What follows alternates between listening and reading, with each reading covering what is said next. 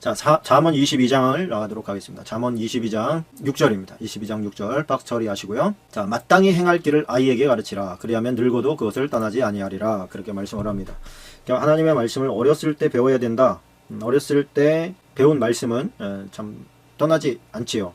그래서 어렸을 때 지식이 왜 중요하냐면, 어렸을 때는 우리가 이제 그 선지식이라고 하는데, 선지식, 이게 뭐냐면 먼저 들은 지식이 기본이 된다, 기준이 된다, 그런 것입니다. 그래서 어느 사람이든지 먼저 들은 것이 기준이 되어서 그것이 잣대가 되어서 평가하게 됩니다. 저건 내가 알고 있는 지식과 맞네, 혹은 틀리네. 저건 아닌데 라고 하는 그 기준은 어디서 온 거예요? 내가 먼저 듣고 합의한 거죠. 근데 어렸을 때는 거의 합의가 안 되잖아요. 그냥 듣고 고정관념이 되어버립니다.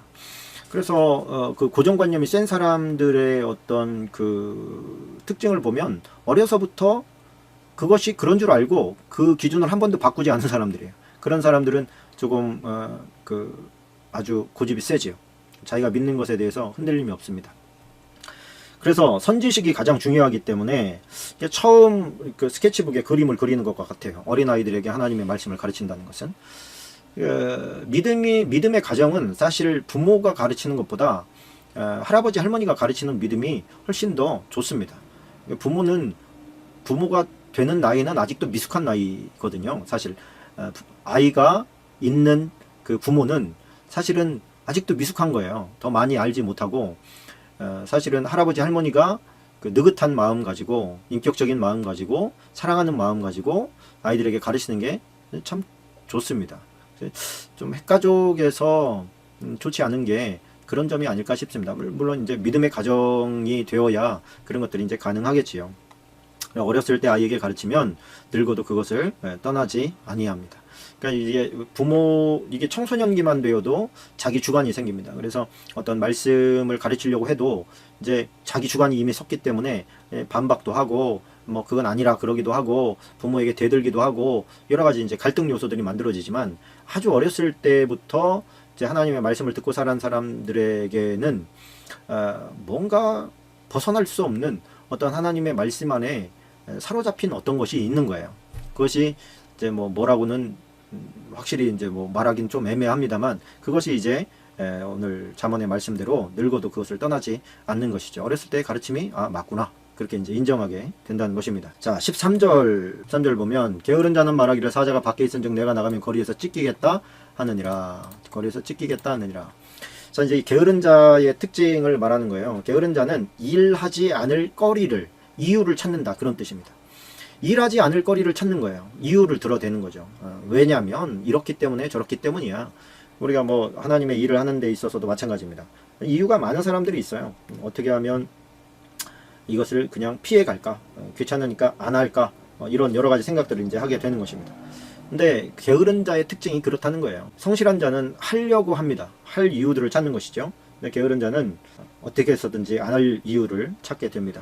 하나님의 일에 있어서는 자기 손해지요. 소심하고 겁이 많은 사람, 걱정만 하고 있는 사람 있지 않습니까? 어떤 사업을 시작하려고 할 때, 이것은 이래서 안 되고 저것은 저래서 안 돼. 이래서 안 될 거야. 망하면 어떡해? 내가 지금 있는 이 상황도 쉽지 않은데, 만약에 내가 시도했다가 꼴까닥 망하면 어떡해? 그러니까 어떤 것은 필요한 걱정일 수도 있지만 어떤 것은 과도한 걱정일 수가 있지요. 여기에서 말하는 것은 그 걱정이 너무 심해서 어떤 것을 시도하지 못하는 사람을 이야기할 때, 바로 13절, 게으른 자는 말하기를 사자가 밖에 있은즉 내가 나가면 거리에서 찢기겠다 하느니라. 이 말이 이제 잠언서에 보면 여러 번 나오게 됩니다. 어떤 일을 할 때 한번 도전, 이제 저는 우리 성도들한테 신앙생활 잘하는 사람은 좀 사업을 하라고 그럽니다. 사업. 그러니까 하나님께서 막 이렇게 부어주고 싶어도, 월급쟁이들은 한계가 있잖아요. 물론 월급을 차곡차곡 잘 모아도 적지 않겠습니다만, 월급 받아서 우리가 11조 하고 또 감사헌금 좀 드리고 그러면 그 외에 어떻게 하나님 나라를 위해서 더 크게 쓰고 싶어도 당장 현실의 벽에 부딪힐 때가 많이 있지 않습니까? 근데 사업은 그 마음 중심이 변질되지만 않고 늘 하나님 안에서 기도하는 삶을 살면 얼마든지 하나님께서 또 부어주실 수 있거든요. 우리 마음 그릇을 깨끗하게 하고, 또 하나님께서 그 마음을 키우고 토기장이시니까, 그러면 더 많은 일들을 하고, 또 교회에 보면 그렇게 해서 참 큰 일들을 많이 하는 장로님이나 또 권사님이나 이런 집사님들을 봅니다. 아무래도 뭐 그 곳간에서 인심난다고 곳간에 많이 이제 있으면 많이 드릴 수 있는 여유도 생기게 되는 것이죠. 물론 이게 이제 비율적으로 하나님 나라에는 적용되기 때문에 많이 있는 사람에게는 많이 요구하실 거고 적게 있는 자는 적게 요구하시겠죠. 자, 29절 밑줄 치고 갔으면 좋겠습니다. 29절. 내가 자기의 일에 능숙한 사람을 보았느냐? 이러한 사람은 왕 앞에 설 것이요 천한 자 앞에 서지 아니하리라. 자, 그런 말씀이 기록되어 있습니다. 밑줄을 좀 치고 가십시다. 이건 뭐냐면 어떠한 일이든지 자기가 지금 하고 있는 일에 대해서 장인이 되라는 거예요. 장인이 되라. 그 분야에 탁월한 사람이 되어라. 그러면 그는 왕 앞에도 설 수 있다. 그런 것입니다. 그 왕은 모든 면에 있어서 다 전문가가 될 수는 없잖아요. 그러다 보니까 이제 필요할 때 최고 전문가들을 불러서 참고도 하고 그들을 들어서 또 일꾼으로 세우기도 합니다. 그러니까 자기가 맡고 있는 일에 최선을 다해서 그 분야에서 최고가 되어지면 그 어느 부분이든 왕이 쓸 때 필요하지 않은 부분은 없잖아요. 그러니까 왕 앞에도 정말 설 수 있는 것이죠. 왕 앞에 선다는 것은 모든 사람들에게 사랑과 인정을 받는다는 뜻입니다. 명예가 생긴다는 뜻이죠. 그래서 내가 이 일을 할 사람이 아니야, 뭐 이렇게 생각할 필요가 없어요. 하나님께서 그 일을 맡겨주실 때는 그 일을 해야 되기 때문에 거기에 보내신 거예요. 그러니까 그 일에 최선을 다해서 그곳에서 하나님께서 원하시는 게 무엇인지를 곰곰이 생각하시면서 기다리세요. 열심히 하시면서 그렇게 할 때 그 분야의 최고 전문가가 되어지고 장인이 될 줄로 믿습니다. 자, 23장으로 넘어갑니다. 23장 4절을 이거는 박스는 아닙니다. 밑줄을 좀 치고 가십시다. 부자가 되기에 애쓰지 말고 내 사사로운 지혜를 버릴지어다. 자, 이게 세상 사람들은 돈이 이제 우상이고 신이고 뭐 그러잖아요. 그러다 보니까 기준이 부자에 가 있을 때가 많습니다. 그래서 사람들의 생각이 대부분은 뭐를 해야 돈을 벌지? 이 생각에 많이 가요. 뭐를 하면 더 돈을 벌 수 있지? 직장 생활을 하면서도 그 생각을 같이 합니다. 그래서 투잡을 하기도 하고 또 주식에 투자를 하기도 하고 땅에 투자를 하기도 하고. 이게 왜 그래요? 더 부자 되기에 애쓰는 거예요. 애쓰는데 거기에는 뭐 장단점이 있지요. 더 큰 부자가 될 수도 있지만 또 쫄딱 망할 수도 있지요. 그런데 성경은 우리가 생각할 때 세상은 다 그렇게 살잖아요. 조금이라도 더 벌기 위해서, 조금이라도 더 부자가 되기 위해서 어떤 것이라도 하여튼 생각하고 고민을 한단 말이에요. 근데 신기하게도 잠언에 보면 부자 되기에 애쓰지 말아라. 이게 말이 안 되는 것 같죠. 세상 사람과 크리스천은 이렇게 다른 거예요. 그러나 하나님이 주시는 선한 부자는 되어지는 것이지 자기가 애써서 되는 게 아닙니다. 그러니까 하나님께서 맡겨주신 일을 열심히 하다 보니까 어느 순간에 물질이 따라 붙는 개념이에요. 성경의 개념은. 하나님께서 우리에게 주신 개념은. 그래서 우리가 힘쓰고 애쓰고 하나님 내가 이거 지금 이 사업 하려고 하니까 하나님 나에게 큰 부자가 되게 해주십시오. 그러면 제가 이거 그냥 있겠습니까? 이거 번 거 가지고 제가 11조 팍팍 하고 좋은 일과 선한 일에 많이 사용하겠습니다. 자, 이렇게 하나님과 딜을 하려고 하는 거예요. 딜을. 하나님이 당신 돈을 왜 필요하냐고. 하나님 이 우주 만물의 주인이 무슨 코 묻은 돈을 하나님과 딜하려고 하는 마음 자체는 악한 거예요. 그래서 하나님과 딜하려고 하는 게 아닙니다. 하나님의 백성은 하나님께서 하시는 말씀에 순종하는 삶을 살면 돼요. 그러면 나머지는 하나님께서 공급하시는 거예요. 채워주시고 부욕해 하시고 부욕해 할 이유가 있는 사람을 부욕해 하시는 거예요. 아무나 다 부욕해 하는 게 아니에요. 부욕해서 변질될 사람이 얼마나 많은지 모릅니다. 사람은 거의 100% 변질된다고 보시면 돼요. 그거를 하지 않고 변질되지 않고 부자가 될 수 있는 사람은 하나님이라면 여러분 어떤 사람을 믿으시겠는가? 이걸 한번 생각해 봐야 되지 않겠습니까?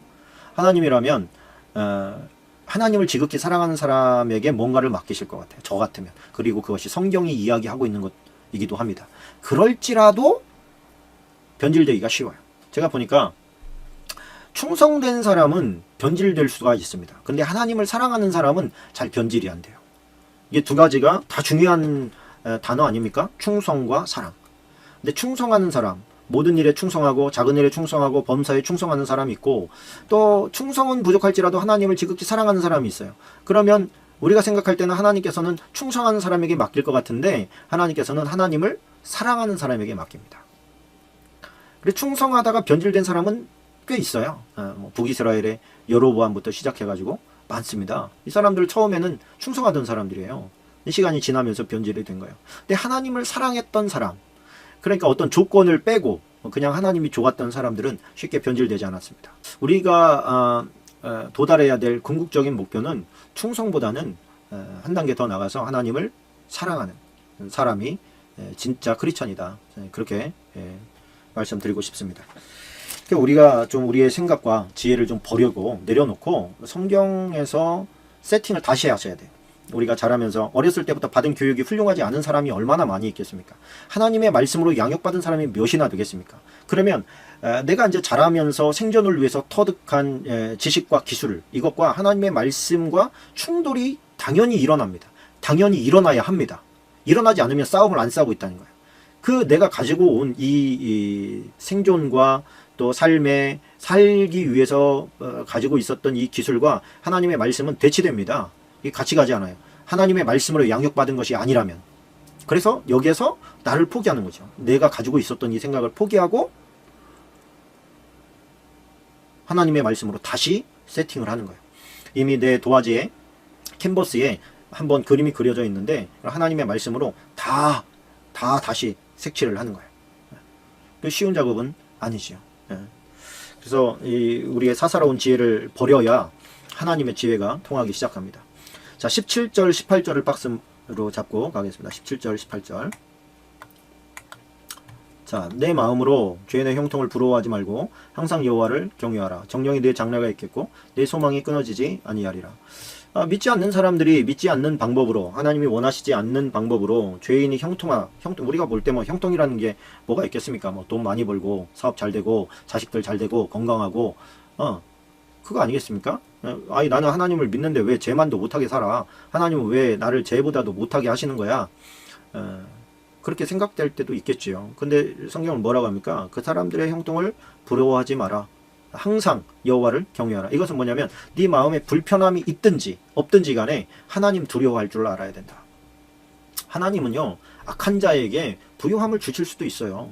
그 부자와 나사로 스토리를 보면 나사로는 천국에 가고 아브라함의 품에 안기고 또 부자는 지옥으로 들어가잖아요. 지옥에 들어갔지만 그가 이 땅에 살면서 얼마나 호의호식하면서 정말 날마다 연락하면서 그 연애를 베풀면서 살았어요. 그게 다가 아니잖아요. 근데 그래 봐야 건강 나이 80세 아닙니까? 그 다음부터는 다 골골하면서 죽어가는 것이죠. 그래서 우리는 이 땅에는 희망을 별로 안 둡니다. 자꾸만 축복이 하다 보니까 이 땅에서 뭔가를 막 잔뜩 누리고 살다가 천국에서도 누릴 이런 생각을 하는데, 이 땅에서 누리면서 천국에서도 누릴 수 있는 그런 일은 정말 희박합니다. 우리는 그런데 그거를 소망하고 있어요. 우리는 차라리 고난을 선택하고요, 핍박을 선택하고요, 때로는 가난을 선택하고, 일부러. 왜? 천국의 관점에서는 그것이 우리의 영광이기 때문에 그걸 택해 나가는 거예요. 죄인들은 악한 일로 돈 되는 일들을 더 많이 합니다. 사람이 이상하게도 악한 일에 돈 쓰는 건 별로 아까워지 않는 것 같아요. 뭐 술집에서 막 수십만 원, 때로는 수백만 원씩 쓰고, 또 뭐 그 어떤 그 거기에서 파생되는, 술과 파생되는 거기서 따라오는 것들, 여러 가지 뭐 마약, 또 음란, 이런 거에 돈을 쓰는, 돈 얼마나 많이 씁니까? 그러니까 뭐 나이트나 뭐 이런 거 하는 사람들은 돈을 많이 벌 수도 있죠. 그것이 하나님 앞에 가서 복이 되겠냐 말이에요. 얼마나 많은 사람들을, 인생을 파멸시키는 거예요. 그래서 이게 여호와를 경외하는 것은 뭐냐면, 여호와를 경외하는 마음을 가지고 사업을 하고 돈을 벌으라는 거예요. 그러니까 더럽고 추하고 악한 것을 통해서 돈만 많이 벌면 돼, 이런 생각 성도들의 해서는 안 된다는 겁니다. 자, 31절 보면 이런 말씀이 있죠. 31절 한번 봅시다. 술리학인데 여기도 뭐 21절 보면, 20절도 술이를 즐겨하는 자들과 고기를 탐하는 자들과 더불어 사귀지 말라. 술 취하고 음식을 탐하는 자는 가난하여질 것이요 잠자기를 즐겨하는 자는 헤어진 옷을 입을 것임이라. 여기도 좀 밑줄을 쳐놓으면 좋겠지요. 뭐예요? 술 좋아하면 가난하게 될 뿐이고, 또 가정의 화평도 깨지게 되고 본인의 건강도 망가지게 됩니다. 술이라고 하는 것은 당장의 위로는 있습니다. 성경에도 그걸 이야기하거든요. 독주는 죽게 된 사람에게 줘라. 잠깐이라도 그 고통을 좀 잊게. 병든 자, 이런 사람들 정말 아무런 사람의 위로도 통하지 않는 그런 그냥 그런 사람들에게는 마취제가 좀 필요하겠지요. 근데 대부분의 사람들은 이유를 만들어서 마시지 그렇기 때문에 마시는 사람은 별로 없습니다. 이 잠시 동안에 몽환이 있지요. 그 몽환의 느낌이 뭐예요? 34절 보면 31절부터 보십시다. 포도주는 붉고 잔에서 번쩍이며 순하게 내려가나니 넌 그것을 뭐도 말하라? 보지도 마라. 보지도 마라. 취하지 말라고 그랬잖아요. 그런 사람들에게 이 말을 해주고 싶어요. 넌 술 보지도 말라고 그랬다. 성경에. 그 말을 해주고 싶어요. 그러면은 술 안 취하면 되잖아요. 이런 소리 안 하겠지요. 어떻게 술을 먹는데 안 취합니까? 안 취하려면 그냥 물 마시고. 그것이 마침내 뱀같이 물 것이요 독사같이 쓸 것이며 또 내 눈에는 괴이한 것이 보일 것이요 내 마음에 구부러진 말을 할 것이며 그 몽환이 뭐예요? 너는 바다에 누운 자 같을 것이요 돛대 위에 누운 자 같을 것이며 내가 스스로 말하기를 사람이 나를 때려도 아프지 아니하고 나를 상하게 하여도 내게 감각이 없도다. 내가 언제나 깰까? 다시 술을 찾겠다 하리라. 자, 이게 이제 술 먹은 사람들의 특징 아닙니까? 좋다. 기분 좋다. 아주 좋다. 내가 아주 그냥 뭐 마시다 죽자. 막 이런 얘기들을 합니다. 왜 그래요? 먹었을 때 잠시 기분이 좋기 때문에 그렇습니다. 술 취한 상태로 계속 살았으면 좋겠지요. 그러니까 중독이 되는 것이죠. 중독. 근데 이게 돛대 위에 누운 자 같을 것이며 그렇게 말하잖아요. 돛대 위에 누우면 어떻게 되겠습니까? 자칫 잘못하면 바다로 빠져 죽겠죠. 근데 바다 가운데 누운 자라는 건 뭐예요? 어떤 의미로는 두 가지 의미를 다 가지고 있습니다. 빠져 죽을 줄 모르고 잠자고 있는 거. 또 하나는 편안한, 우리가 물 위에서, 튜브 위에서 이렇게 다 누워있으면 어떻게 보면 또 평안하잖아요. 위험성을 가진 평안함이라는 거예요. 위험성을 가진 평안함. 이게 도박이죠. 저는 이게 술 먹으면 지옥 간다 이런 얘기 하려고 하는 게 아닙니다. 그러나 우리나라가 이렇게 순수한 복음을 지킬 수 있었던 요인 가운데 큰 주된 요인 가운데 하나는 뭐냐면 우리나라 초대 기독교회가 술, 담배를 금지했기 때문이라고 저는 믿어 의심치 않습니다. 왜 그러냐면 술, 담배 열심히 하면서 신앙생활도 열심히 한다는 것은 정말 어려운 일이기 때문입니다. 저는 불가능하다고 봅니다. 간혹 그런 사람들도 있어요. 그런데 술 먹으면 실수하게 돼 있습니다. 저는 술 먹어도 실수 안 해요. 100% 안 합니다. 이런 사람이 있습니까? 우리나라의 신앙의 순수성을 지키는데 크게 일조한 것은 술, 담배를 금한 거예요. 교회에서, 교회 공동체에서 금했기 때문에 그것이 어떤 한국 교회의 어떤 특징처럼 되어 있습니다. 외국에서는 우리나라처럼 이렇게 막지는 않아요. 그러나 막았기 때문에 우리나라의 이 기독교가 이렇게 변질되지 않고 참 건강하게 그래도 많이 지켜나갈 수 있는 요인이라고 저는 믿습니다. 생각합니다. 그리고 아주 잘한 결정이라고 저는 생각합니다. 이게 술 때문에 파생되는 게 얼마나 많습니까? 그때 먹을 때는 좋은데 먹으면서 또 실수하고 나면, 술 깨고 나면 아이고 그거 창피해 가지고 말이죠. 또 그 술 좋아하는 사람들의 가족은 피폐해집니다. 아주 힘들어져요. 특히나 술 먹고 나서 집에 와서 뭔가를 했는데 자고 일어났더니 기억이 안 난다. 그런 사람은 100% 먹으면 안 됩니다. 자기가 그런 특징을 아는데 그걸 계속 먹어요. 이런 미련 맞고 이런 아주 못된 사람이 어디 있습니까? 2015년 전체 교통사고를 보니까요. 23만 2035건 중에 음주운전 교통사고가 24,399건이에요. 이게 모든 교통사고의 한 10분의 1 정도가 교통사고가 술 때문에 일어난다면 심각한 거거든요. 이게 얼마나 많은 사람들이 술 먹고 돌아다니고 있냐는 얘기예요. 한마디로 하면 크게 본인만 다치고 맙니까? 주변에 얼마나 또 많은 사람들에게 피해를 주고 그 피해를 준 사람의 가족들에게 또 피해를 주고 쉽게 생각하고 가볍게 생각하고 할 수 있다고 생각해서 운전할 수 있다고 생각해서 벌이는 잘못들이 정말 끝없이 많이 있는 것을 보게 됩니다. 자, 24장으로 넘어가십시다. 24장 6절입니다. 24장 6절 여러분, 너는 전략으로 싸우라. 승리는 지략이 많음에 있느니라. 자, 또 뭐 다른 본문에 보면 전쟁의 승패는 여호와께 달렸다 이런 말씀도 있는데요.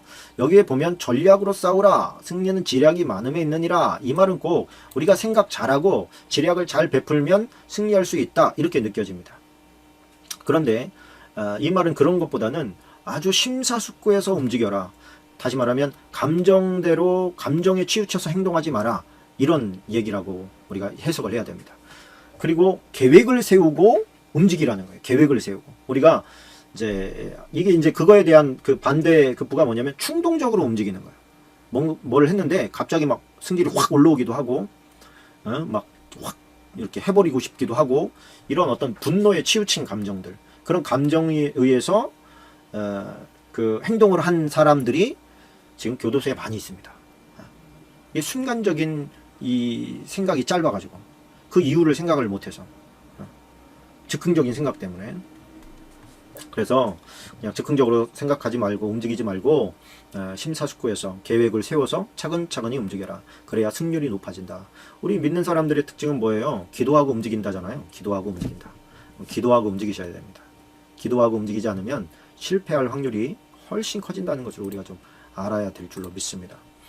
기도하고 움직이시기를 축원합니다. 10절입니다. 10절.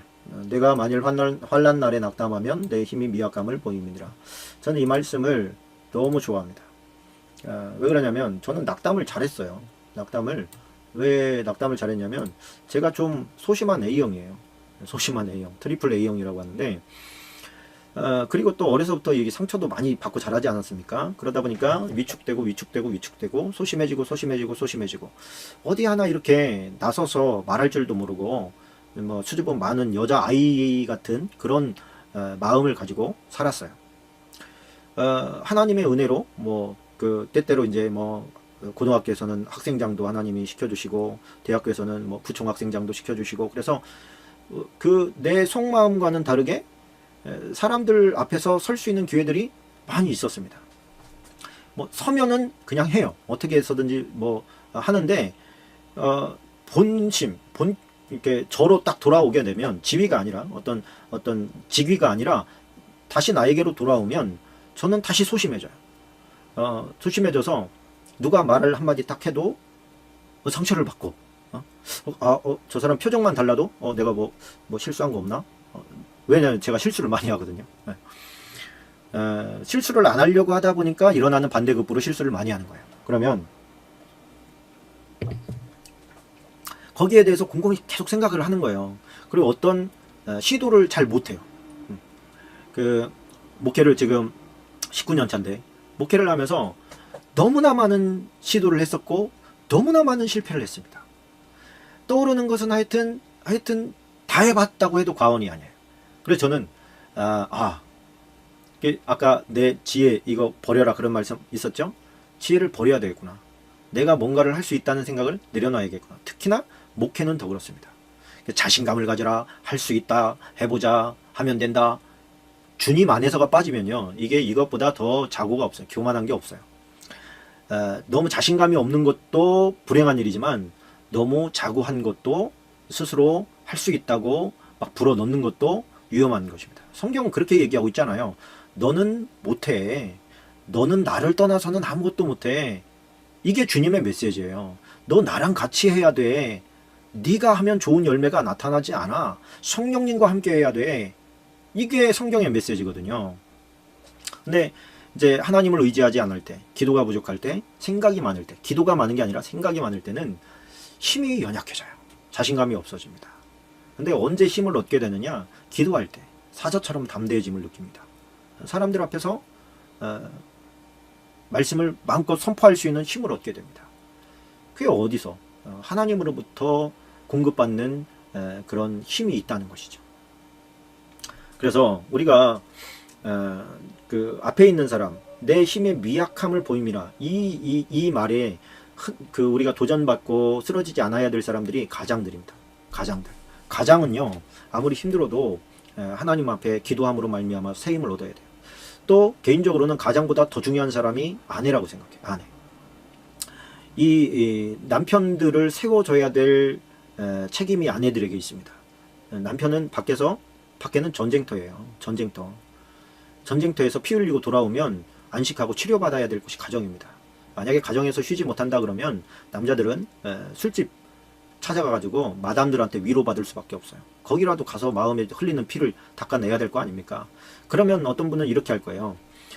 남자만 그럽니까? 여자도 상처받아요. 여자들도 살기 힘들어요. 여자들도 얼마나 벅찬 줄 아세요? 근데 지혜는 남자보다 여자가 더 있거든요. 지혜가 나와야 한다면 남자의 머리에서 나오는 게 아니라 여자에게서 나오는 겁니다.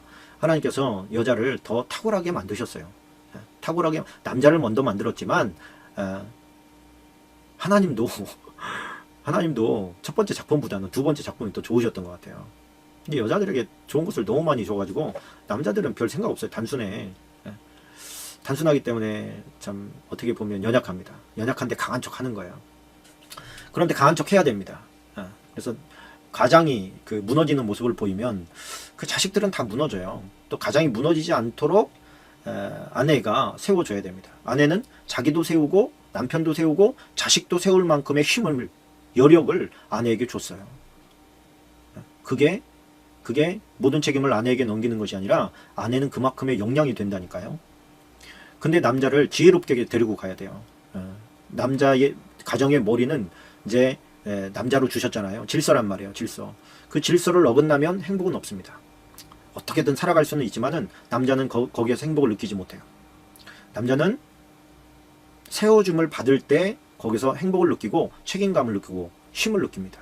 내가 더 잘 살아야 되겠다. 용기를 가지고 살아야 되겠다.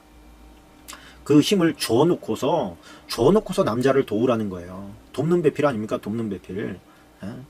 찌끄레기 나 이거 하기 귀찮으니까 네가 해. 이런 돕는 게 아니고 남자가 힘이 빠지고 정말 의욕도 없고 이렇게 할 때 북돋아 줄 수 있는 능력을 여인이 가지고 있다는 얘기예요. 그렇게 해서 돕는 거예요. 하나님께서 우리를 도우신다.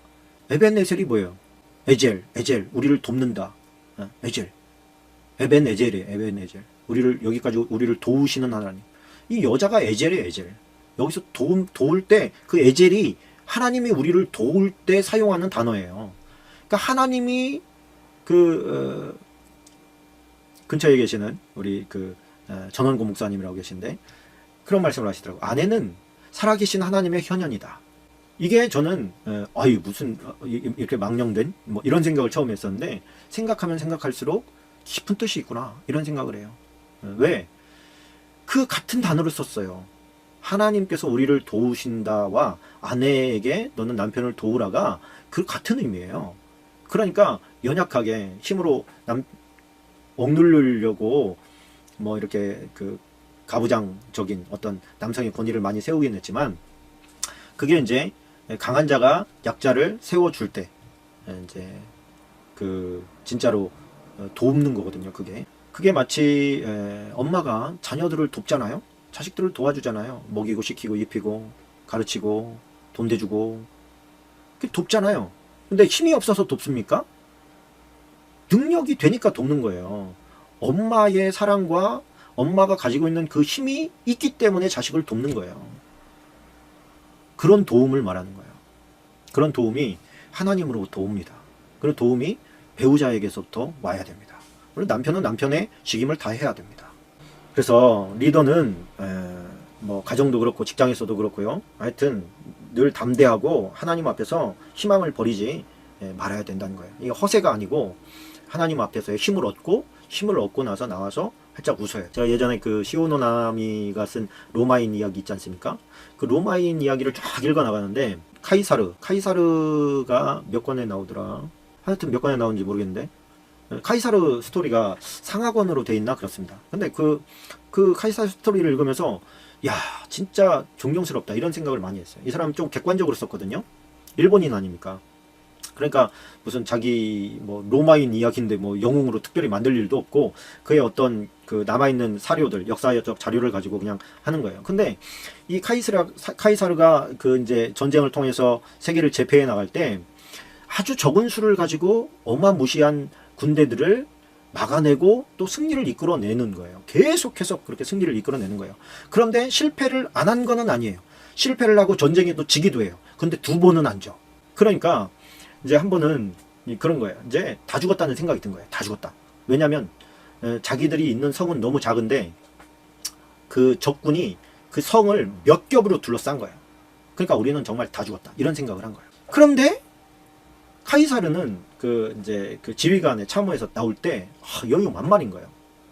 그 이제 로마인들은 이제 그 두려운 그런 마음이 이제 있지 않습니까? 전 노장인 이 카이사르를 보면 여유 만만해. 병사들한테 웃으면서 잘 잤냐고 그러고 그러니까 그 모습을 보면서 야, 우리 지휘관은 뭔가가 있나? 이런 상황 가운데 웃음이 나오나? 이런 상황 가운데 저런 여유가 나오나? 뭔가가 있나 보다. 그리고서 군사들이 같이 힘을 얻었다는 거예요. 그러면서 그 엄청난 그 이제 뭐 그 이제 그 막 참호를 파고요. 참호 밑에다가 이렇게 막 말뚝 이렇게 그 못같이 생긴 말뚝들을 받고 막 그래가지고 일사불란하게 막 쳐들어 오려고 할 때 그러니까 한 방에 팍 이렇게 성으로 못 오게 막 다 이렇게 지그재그로 막 함정 파고 시체가 막 거기에 꽉꽉 들어차고 결국에는 승리했다는 거 아닙니까? 그런 승리가 막 계속되는 거예요. 근데 거기에서 이 말씀이 떠오르더라고요. 야, 이거구나. 정말 다 죽은 상황 가운데서 이게 환란이 닥친 거죠. 환란이 닥쳤는데 그 힘이 미약함을 안 보이는 거예요. 우리는 로마 군대야. 우리는 로마 군대야. 우리 다 이겨. 숫자랑 상관없어. 뭐 이런 거 아닙니까? 이게 이제 엘리사에게도 나타나잖아요. 아이고, 시종이 와가지고 우리 다 죽었습니다. 적들이 막 다 둘러싸였습니다. 아람 군대가 그랬을 때 아이고 주여, 저 눈을 좀 뜨게 해주십시오. 영의 눈을. 그러고 봤더니 막 온 하늘의 천군 천사가 다 그냥 포진해 있었잖아요. 그런 여유, 그런 영적인 힘, 능력, 그것이 하나님께 의존하고 기대고 하나님을 바라볼 때 그런 힘과 위로와 능력을 우리가 얻게 된다는 것입니다. 그 축복이 여러분에게 있기를 축원합니다. 우리가 정말 떠나지 말아야 될 자리가 있다면 예배의 자리고 또 기도의 자리, 거기에서부터 힘이 옵니다. 우리 무슨 힘으로 살 거예요? 밥심으로 살 겁니까? 네? 세상 사람들처럼 사람이 떡으로만 살 것이 아니라 하나님의 말씀으로 살아야 되는 줄로 믿습니다. 17절 박스 치고 가십시다. 17절. 자, 내 원수가 넘어질 때 즐거워하지 말며 그가 엎드러질 때 마음에 기뻐하지 말라. 자, 이게 무슨 얘기입니까? 원수가 넘어지면 기뻐하고 즐거워해야죠. 내 원수 너 망했구나. 복수했다. 이제 너 하나님이 내 원수를 갚아주셨구나. 이게 이제 하나님의 시각으로 봐야 된다는 거예요. 사울이 망했죠. 다윗의 원수였는데 사울이 망했는데 다윗은 애통해했습니다. 통탄해했습니다. 이스라엘의 영웅이 죽었다. 정말 안타까워했습니다. 왜 그러냐면 만약에 사울과 그 다윗이 힘을 합쳤더라면 훨씬 더 큰 영역을, 땅덩어리를 얻을 수 있었을. 바벨론의 그 강가까지, 저 애굽의 나일 영역까지 다 차지했을 겁니다. 이게 사단마귀가 시기를 갖다 줘가지고, 시기심이 그렇게 무서운 겁니다. 누가 질투가 나고요. 시기심이 한번 들어와 버리면 이게 잘 빠져나가지를 않는 거예요. 두려운 일이죠. 거기에 빠지지 말아야 돼. 그 함정에 빠지지 말아야 됩니다. 그러니까 하나님의 시각으로 봤을 때 나는 저 사람이 밉지만 하나님도 미워할까? 하나님도 미워했으면 좋겠지만 하나님은 다 사랑하시잖아요. 하나님 앞에서 좀 그 사람을 위해서 기도해 줄 수 있는 인격, 그것을 하나님께서 원하신다고 하는 것입니다. 자, 25장으로 가십시다. 25장 21절 22절이 박스입니다. 21절 22절이 박스입니다. 자, 같은 맥락이에요. 네 원수가 배고파하거든 음식을 먹이고 목말라거든 물을 마시게 하라. 그리하는 것은 핀 숯을 그의 머리에 놓는 것과 일반이요 여호와께서 내게 갚아주시리라. 자, 이것은 뭐예요? 여기서 이제 여호와께서 내게 갚아주시리라, 이 말씀을 네가 믿고 이렇게 해라, 그런 뜻이에요. 그러니까 이 원수 갚는 것은 내게 맡겨라, 내가 갚으리라, 그런 주님의 말씀이 있지 않습니까? 왜 그래요? 내가 갚으려고 하면 내 인격이 망가져 버려요. 원수 갚으려면 그 마음에 얼마나 큰 증오를 품어야 되는지 아십니까? 그렇게 되면 내 인격이 망가져 버리는 거예요. 누군가를 미워하는 것도 힘이 있지요. 미워하는 거, 증오하는 거 힘이 있습니다. 사단이 주는 힘이에요. 그러나 거기에 내가 잠식돼 버리죠. 그렇게 하지 말고 하나님의 사람은 하나님을 믿고 선을 베풀으라는 거예요. 선을 베풀어.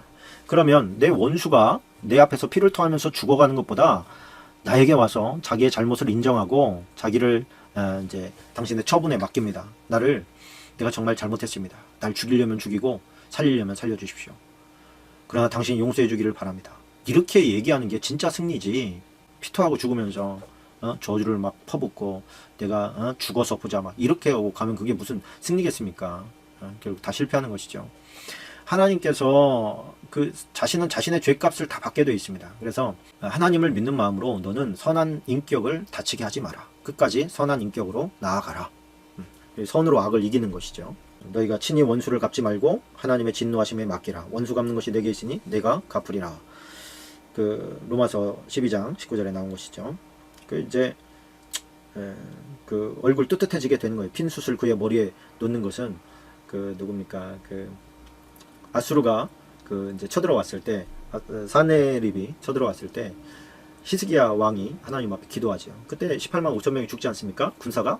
그러니까 얼마나 뜨뜻해요. 큰 소리 떵떵 치면서 사네립에게서 누가 건져낸 신이 있냐? 막 그러면 큰 소리 뻥끗 쳤는데 하나님께서 원수 갚아버리잖아요. 그 병력을 다 없애버리잖아요. 그의 힘의 근원을 다 없애버려요. 그랬더니 참 부끄럽게 고향으로 돌아가가지고 그 우상 전 앞에서 자기가 섬기는 그 우상 앞에서 절하다가 그 자식들한테 살해당하잖아요. 그러니까 얼굴 뜨뜻해서 돌아가는 거죠. 그때 얼굴이 뜨뜻해가지고. 그게 뭐예요? 핀 숯이 그의 머리에 놓이는 거예요. 자, 26장 2절 보십시다. 26장 2절. 까닭 없는 저주는 참새가 떠도는 것과 제비가 날아가는 것 같이 이루어지지 아니하느냐. 자, 이게 까닭 없는 저주인데요. 이 까닭 없는 저주는 뭘까요? 요즘으로 치면 욕입니다. 욕. 욕이 애들 욕 들어보면 얼마나 살벌한지 모릅니다. 또 저쪽 전라도 쪽 욕은 얼마나 또 살벌한지 몰라요. 근데 그 저주거든요. 그게 욕들이 다 안을 들여다보면 저주란 말이에요. 무시무시한 저주들인데 그 저주가 나에게 이루어지지 않는 것은 왜 그러냐면 이게 의미 없이 하기 때문에 그래요. 이게 뭐라 그럴까요? 이유 없이 그에 합당한, 저주에 합당한 행위를 하지 않았는데 그런 심한 저주를 받았다고 해서 그 저주가 이루어지지 않는다는 거예요. 두려워할 필요가 없습니다. 그러나 심한 저주를 받을 짓을 했을 때 누군가 나에게 저주를 하면 그 저주는 이루어져요. 또 그게 성경에 많이 나타납니다. 근데 우리가 이제 뭐 그런 짓 하지 않으면서 살 거 아닙니까? 그러니까 우리는 그런 거 두려워하지 말고 선을 열심히 행하면 누가 나를 해코지한다 할지라도 해코지가 자기에게 돌아가고요. 누가 나를 저주한다고 하더라도 그 저주가 그 사람에게 돌아가게 되어 있습니다. 용기를 내시기 바랍니다. 자, 여기 또 나오네요. 13절, 26장 13절 밑줄 치고 가십시오. 게으른 자는 길에 사자가 있다, 거리에 사자가 있다 하느니라. 이게 이제 아까 이야기했던 거 있죠? 이게 계속 반복돼서 나오는 거예요. 부정적인 시각으로만 계속 보는 사람들 이야기죠. 변명거리만 찾으면서 책임을 회피하고 일하지 않을 이유만 찾는 사람들. 그런 사람들에게 경고하는 것이죠. 그러지 말라고. 자, 문짝이 돌적이를 따라 도는 것 같이 게으른 자는 침상에서 도느니라. 게으른 자는 그 손을 그릇에 놓고도 입에 올리기를 괴로워하느니라. 이게 이제 극단적인 게으름에 빠진 사람들 이야기를 하는 것입니다. 가장 기본적인 욕구가 먹는 욕구 아닙니까? 근데 가장 기본적인 욕구마저 남이 떠먹여주기를 바라는 극단적인 그 의존성, 게으름, 뭐 그런 것들을 말하는 것이라고 할 수가 있습니다. 자, 16절에 보면 이런 말이 있어요. 게으른 자는 사리에 맞게 대답한 사람이 일곱보다 자기를 지혜롭게 여기느라. 참 대책 없지요. 이게 무슨 말이냐면 그 사람에게는 누구도 어떤 사람의 말도 먹히지 않아. 자기 의가 얼마나 강한지 아무 사람의 말도 먹히지가 않아. 그런 뜻입니다. 타인의 말을 절대로 듣지 않는 사람들을 말하는 것이죠. 왜 안 듣냐? 자기 생각이 맞다는 거예요. 언제나 자기 생각이 맞다 이렇게 보는 것입니다. 그럴 때는 이제 뭐 방법이 없어요. 미련한 자는 뭐 곡식 젓는 절구에다 넣고 돌려도 그 미련이 벗겨지지 않는다고 하니까 좀 떨어져서 사는 게 좋습니다. 그런 사람하고는. 자, 19절에 보면 이런 말이 나와요. 자기 이웃을 속이고 말하기를 내가 희롱하였노라 하는 자도 그러하니라. 이게 횃불을 던지며 화살을 쏘아서 사람을 죽이는 미친 사람이 있나니 자기의 이웃을 속이고 말하기를 내가 희롱하였노라 하는 자도 그러하니라. 자, 횃불을 던지고 화살을 쏘아서 사람을 죽인 살인자죠. 그러니까 미쳐서 죽이는 거예요. 재미로 죽이는 거예요. 재미로. 여기서 자기의 이웃을 속이고 말하기를 내가 희롱하였노라 하는 자도 그러하니라. 여기 희롱이라고 하는 것은 뭐냐면 농담이라는 뜻이 농담. 이웃을 속이고 나서 그 이웃이 막 화를 내면서 네가 어떻게 이럴 수가 있어 막 그러는데 농담한 거야 농담 이렇게 얘기한다는 거예요. 휙 그냥 진짜 농담이라면 농담처럼 해야 되는 거예요. 응? 농담이라면 농담처럼 하면 농담으로 상대방이 받으면 괜찮아. 그런데 상대방이 진담으로 받으면 사기가 되는 거예요. 그래서 이제 농담은 농담이라고 얘기해 주는 게 좋습니다. 그래 조금 식자들이 농담을 할 때는 농담을 해놓고 좀 상대방이 약간이라도 언짢아 하면 농담이라고 이렇게 짚어줍니다. 농담에도 뭐 뼈가 있는 것이 있지요. 요즘에 보면 이제 뭐 그런 거 있잖아요. 넘어갑시다. 자, 21절 22절이 박스입니다. 21절 22절. 숯불 위에 숯을 더하는 것과 타는 불에 나무를 더하는 것 같이 다툼을 좋아하는 자는 시비를 일으키느니라. 남의 말을 하기를 좋아하는 자의 말은 별식과 같아서 뱃속 깊은 데로 내려갔느니라. 이게 무슨 말입니까? 남의 말하기를 좋아하는 자의 말, 별식과 같아서, 특별 음식과 같아서 뱃속 깊은 데로 내려간다. 재밌다, 뭐 그런 거예요. 그러니까 여기서 이제 다툼을 좋아하는 자, 이게 논쟁을 좋아하는 자거든요. 다툼이라기보다는 논쟁이에요. 이게 이제 합쳐보면 무슨 뜻이냐면, 남 흉보는 거는 재미는 있어. 근데 너를 망쳐. 그런 뜻이에요. 그러니까 우리가 이제 뒷담화를 많이 하지요. 뒷담화 안 하는 사람이 별로 없습니다. 뭐 모이면 누구에 대해서 이제 이야기하기를 좋아하죠. 얘기를 하다 보면 칭찬만 하는 것이 아니라 뭐 장단점을 얘기하고 그러다 보면 이제 그 뒷담화가 본인에게 들어가게 되면 원수가 되는 거거든요. 근데 이제 뒷담화 한다는 것은 거기에 모인 그 일당이 다 믿을만해서 그 이야기를 퍼치지 않을 것이다라고 하는 믿음을 가지고 얘기를 하는 거예요. 근데 그 말을 누가 듣고 있습니까? 사단도 듣고 있고 하나님도 듣고 있고 너와 내가 듣고 있는 거예요. 그러니까 그 뒷담화를 하게 될 때 그 뒷담화는 참 재미있고 즐겁고 뭐 그렇지요. 근데 너를 망치는 즐거움이라는 거예요. 너를 망치는 즐거움. 그래서 내가 누군가를 욕하면 나는 뒤에서 10배는 더 욕먹는다 이렇게 생각하시면 됩니다. 자, 이게 이제 횃불과 화살이라는 것은 이제 어떻게 보면 부주의한 말이라고 볼 수 있거든요. 부주의한 말 때문에 치명적인 손상을 입히고도 재미로 그렸다고. 농담으로 그런 건데 어떻게 그렇게 됐다고. 이런 식으로 가볍게 넘기려고 하는 사람은 우매하다. 그런 사람은 일찌감치 끊어버리는 게 좋겠지요. 그러면 세상에 믿을 사람이 아무도 없고 사귈 사람이 아무도 없나요? 생각을 좀 해봅시다. 자, 27장 1절입니다. 27장 1절. 너는 내일 일을 자랑하지 말라. 하루 동안에 무슨 일이 일어날는지 내가 알 수 없음이니라. 그렇죠. 그냥 말씀 그대로가 은혜가 되지요. 이게 무슨 얘기냐면 그러니까 미리 자랑하는 사람들이 있습니다. 뭐가 될 거야. 이렇게 하면 저렇게 하면 돼. 이렇게 하면 저렇게 하면 돈을 많이 벌게 돼 있어. 뭐 이렇게 이제 미리 자랑하지 마라. 네가 내일 일을 어떻게 하냐? 네가 내일 반드시 그 일이 된다 할지라도 내일이 그게 될지 안 될지 네가 어떻게 하냐? 그래서 인간은 지혜로운 사람은 그 일이 성취될 때까지 자랑하지 않습니다. 그 침묵을 지켜요. 침묵을 지킨 사람의 말은 신뢰가 있습니다. 그리고 이미 다 성취되고 말을 해도 늦지 않아요. 미련한 사람은 먼저 뭐 될 거다, 뭐 돈을 많이 벌게 될 거다, 이 일은 될 거다, 반드시 된다, 안 될 수가 없지 않느냐, 막 이렇게 나가요. 그런 사람과 일하면 안 됩니다. 믿을 수 없는 슈렉이. 그 인간은 계획을 세우고 추진하면서 그 일이 잘 진행될 때 이제 삶의 어떤 환희를 느끼게 되지 않습니까? 근데 그런 때 꼭 자기가 자랑하게 돼요. 교만으로 치닫게 되는 것이죠. 내일이라고 하는 것은 인간의 영역이 아닌 거예요. 사단도 장난칠 수 있고 하나님도 계획을 막으실 수 있어요. 그러니까 자랑할 수가 없는 겁니다. 늘 겸손하라. 그런 말씀이시죠. 21절에 보면 여기도 중요한 말씀이 있습니다. 박수 처리하고 가십시다. 도가니로 오늘, 품으로 금을, 칭찬으로 사람을 단련하느니라. 사람은 칭찬을 듣기 위해서 살아간다. 이렇게 얘기해도 과언이 아닐 겁니다. 누구나 인정과 사랑과 칭찬을 듣고 싶어 합니다. 근데 칭찬을 통해서 그 사람을 단련한대요. 단련한다는 것은 테스트한다 그런 뜻입니다. 칭찬 때문에 쉽게 변질될 수도 있어요. 칭찬 때문에 더 앞으로 정진해야 될 사람이 그 수준에서 만족하고 있는 경우도 생겨요. 그러니까 우리가 칭찬에 목말라 하는 것은 또 인정받는 것에 목말라 하는 것은 헛된 일이라는 거예요. 사람의 인기라는 게 얼마나 부질없습니까? 한때는 막 인기 좋았다가 금방 사그라들어요.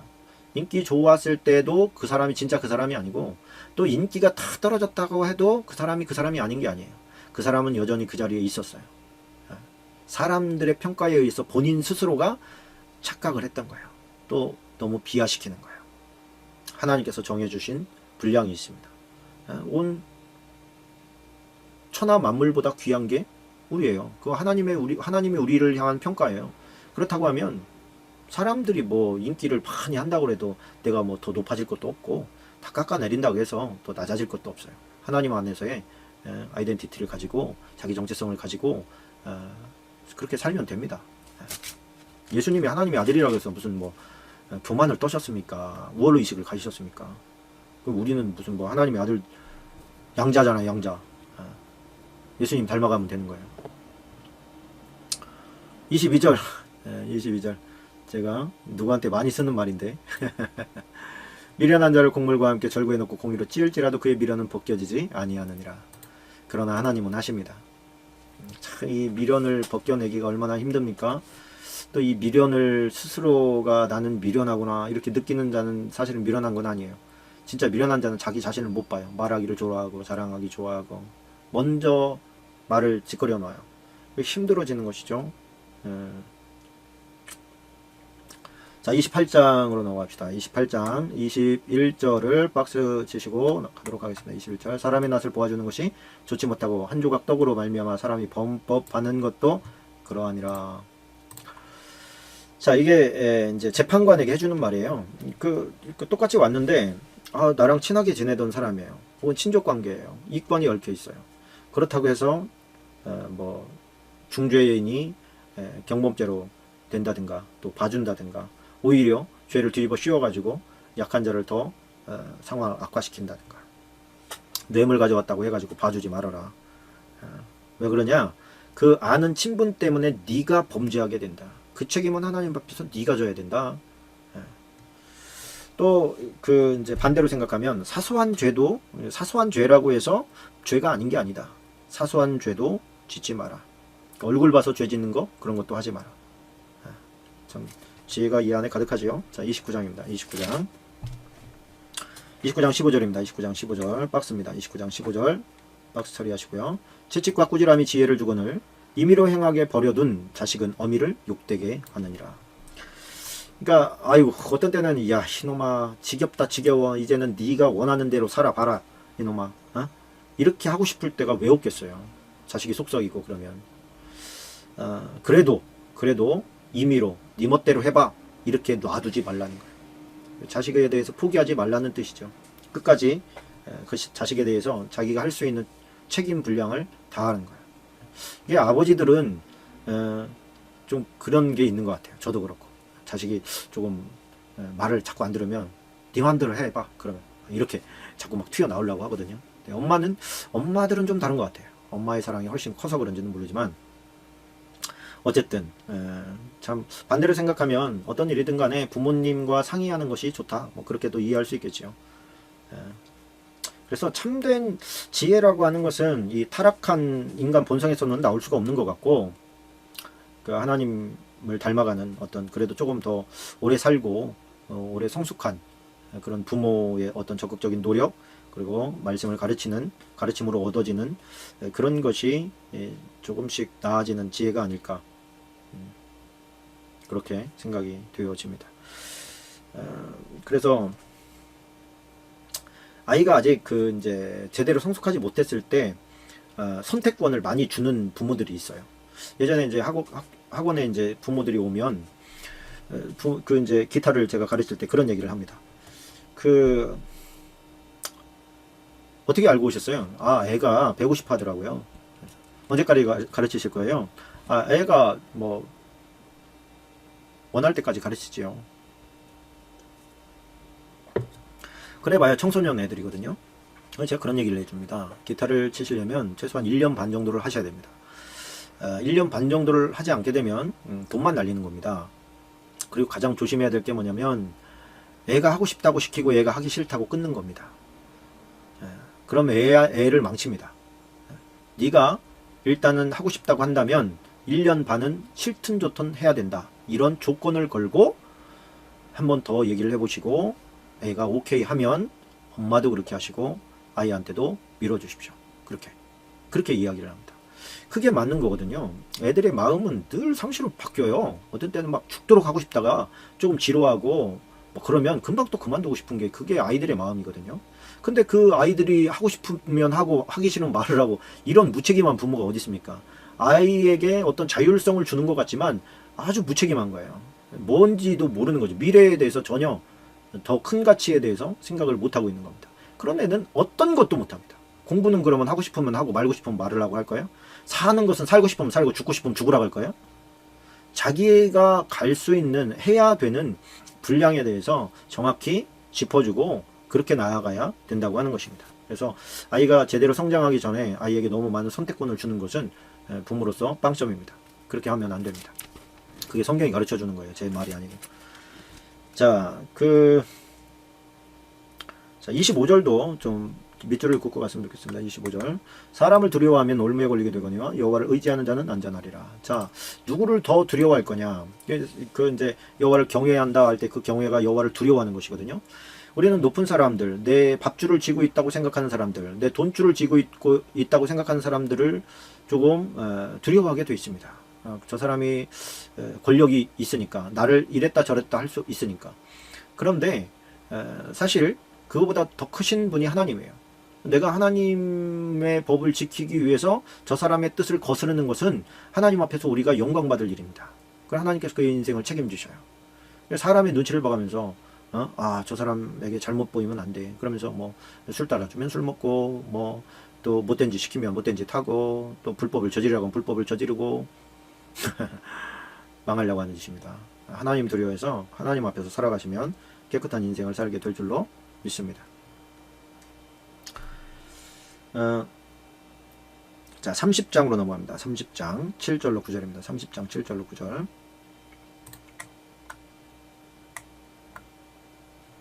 자, 내가 두 가지 일을 주께 구하였으니 내가 죽기 전에 내게 거절하지 마시옵소서. 그 헛된 것과 거짓말을 내게서 멀리 하옵시며 나를 가난하게도 마옵시고 부하게도 마옵시고 오직 필요한 양식으로 나를 먹이시옵소서.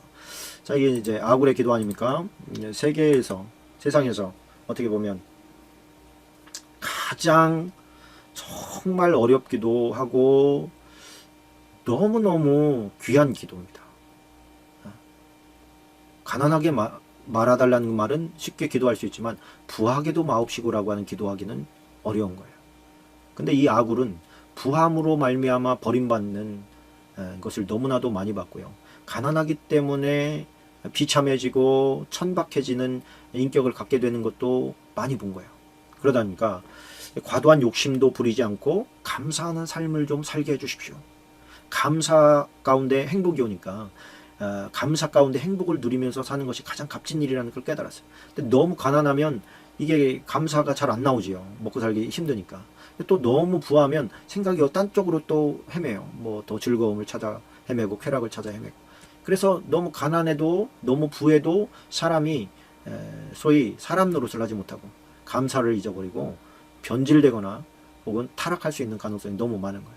그래서 어느 정도 그냥 가난하게도 마시고 부하게도 마시고라는 것은 뭐예요?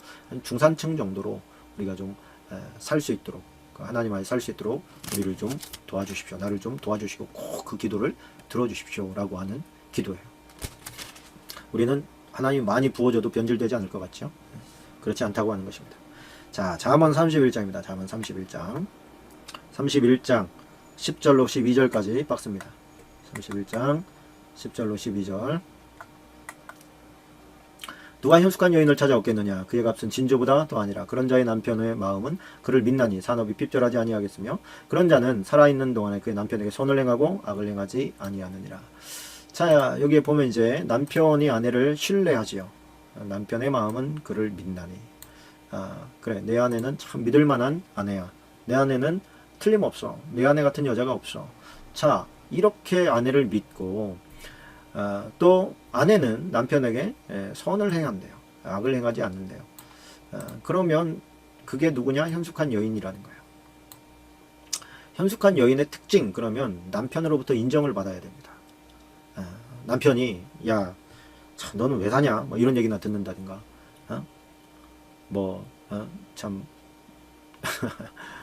참 아내에게 해서는 안 될 말들을 막 하는 남편들 있잖아요. 그 남편만 탓할 문제가 아닐 가능성이 큽니다. 그거는 상호 보완적인 관계이기 때문에 그렇습니다.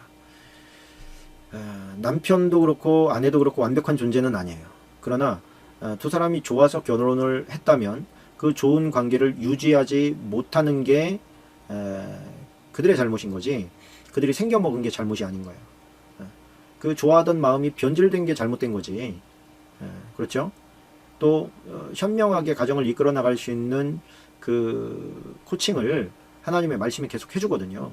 그럼 부부가 함께 하나님의 말씀을 배워 나가면서 그 안에 서로 신뢰를 쌓고 사랑하는 관계로 나아가면 그것이 행복한 인생을 살아가게 되는 것이죠. 그래서 서로 책임 돌리는 사람이 아니고, 그래서 참 이 잠언의 마지막 장이 그 여인에 대한 스토리로 끝난다는 것은 의미심장하다고 저는 생각을 합니다. 이 현숙한이란 히브리어 하일 이런 것은 능력 있는, 힘 있는, 고상한 성품에 또 완전한, 정숙한 그런 뜻을 가지고 있거든요. 여자들이 이런 현숙한 여인이 되시기를 축원합니다. 아멘. 그러니까 하나님의 말씀을 가까이 하고 하나님을 잘 섬기는 현숙한 여인 되시고 또 그런 사람 만나시기를 축원합니다. 자, 어떤 여인을 만나느냐 하는 것이 하나님의 축복이요 선물인 줄로 믿습니다. 또 여인의 입장에서는 또 남편을 믿을만하고 또 참 정직하고 또 실력 있고 능력 있고 다 갖추면 뭐 얼마나 좋겠습니까만 다 갖춘 사람을 만나기는 쉽지 않지요. 하나님의 특별한 은총입니다. 또 하나님의 특별한 은총을 믿고 아름답게 갖고 나갈 수 있는 것이 또 크리스천들입니다. 이 지혜서를 우리가 많이 읽고 또 깨닫고 배우고 실천하면서 이 잠언이 말하고 있는 이 지혜의 사람들이 다 되시기를 주님의 이름으로 축복합니다. 감사합니다. 자, 오늘 여기까지 하도록 하겠습니다.